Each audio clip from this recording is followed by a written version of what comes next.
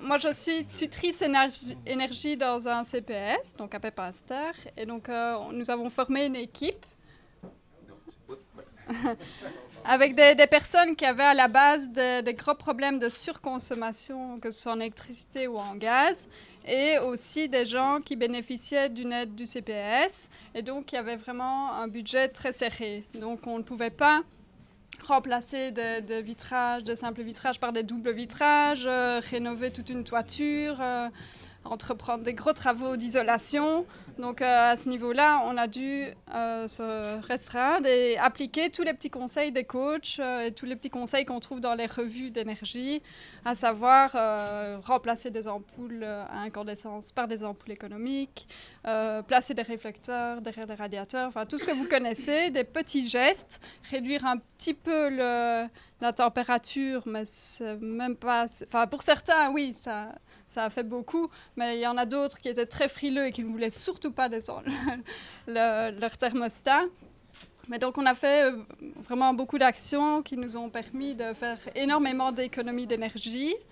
Et notamment, il y a une personne dans mon équipe qui consommait, au début du concours, elle ne faisait pas des économies d'énergie, mais elle faisait juste tout au plus du surplus. Donc, elle consommait plus 73% en gaz, par exemple. Donc, on s'est dit, ouh là là, comment on va faire pour faire des économies? Et en changeant uniquement 3 vannes thermostatiques qui étaient bloquées, et donc le radiateur fonctionnait à fond, été comme hiver, avec une fenêtre cassée, notamment dans la salle de bain, on ne faisait que surconsommer. Et donc on a changé uniquement 3 vannes thermostatiques au prix de 9 € la vanne, des bonnes vannes, mais qu'on a eu en réduction.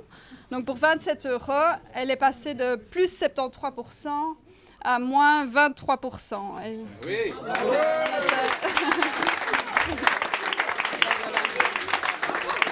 Sinon, notre force à nous, c'est qu'on se réunissait toutes les 2 semaines à la bibliothèque, comme vous avez pu voir la photo.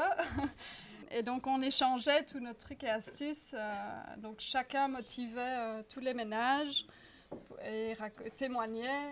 Et donc, on avançait petit à petit. Les 4 mois ne nous sont pas parus longs du tout, parce qu'on avait toujours quelque chose à raconter et motiver chaque membre de l'équipe pour avancer et faire davantage d'économies. Et en tout cas, je suis fière de tous les gens que j'ai suivis et que j'ai coachés, parce qu'ils sont restés du début à la fin. On était une grosse équipe, on était 8 ménages, et ils sont restés jusqu'à la fin, toujours motivés. Et d'ailleurs, ils ont eu des diplômes. Et donc, c'était ça le dynamisme du concours, c'est qu'il y avait tout le volet participation, et c'est ça qui nous a permis de tenir bon jusqu'au bout, parce qu'on s'amusait en fait, tout en économisant de l'énergie.